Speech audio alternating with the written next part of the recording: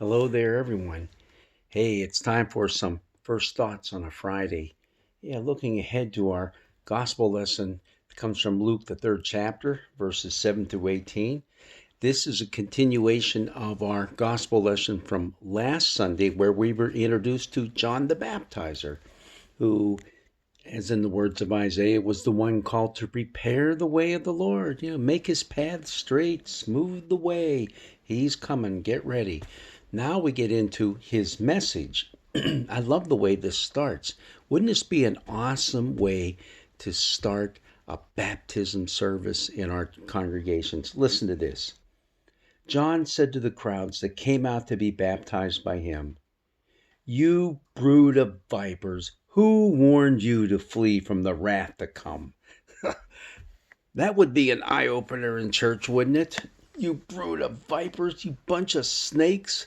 Now, it's interesting that in the Gospel of Luke, he's addressing this to the whole crowd. Now, when you get into Matthew, he's specifically pointing out the scribes and the Pharisees, but not here, not here. Okay? Um, but just looking at this whole thing, now he's telling the people, um, listen, here's what you need to do. You have to bear fruits that show that you have repented, because that was John's message, repent and be baptized.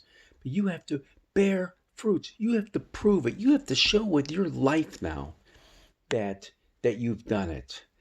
Um, and he said, don't go saying this stuff that my mom and dad brought me to church from knee high to a grasshopper, and their parents were part of this church too, and your ancestry. That's not what saves you.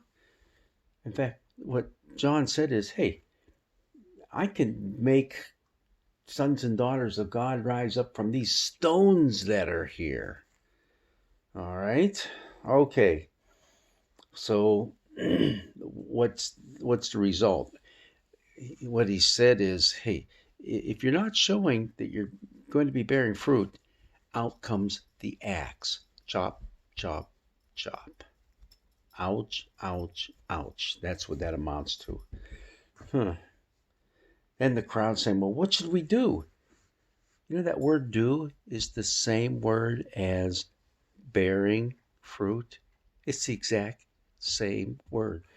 So, in other words, how do we bear fruit? Simple enough. If you have two coats and it's cold out there, it's 25 degrees, give one to someone that doesn't have any coat.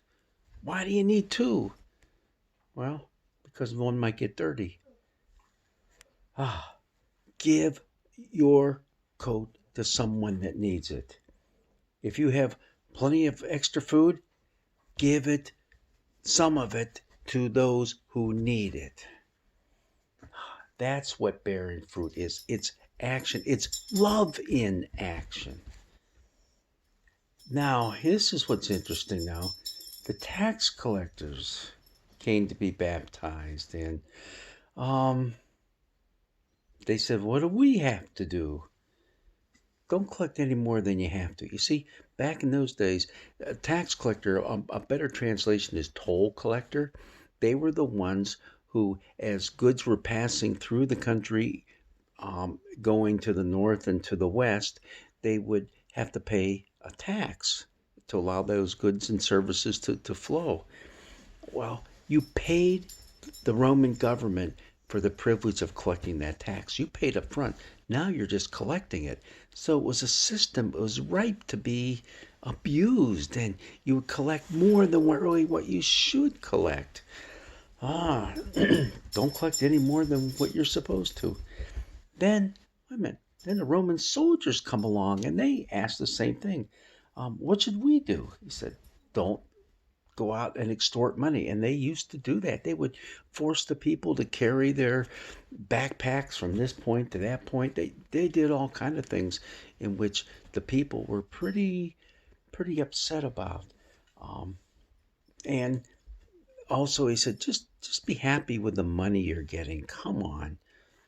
Enough of this uh, trying to get rich off of the people that You are there to really serve, if you could call that. You're there. This is your empire. You're there to protect them, not to extort money off of them.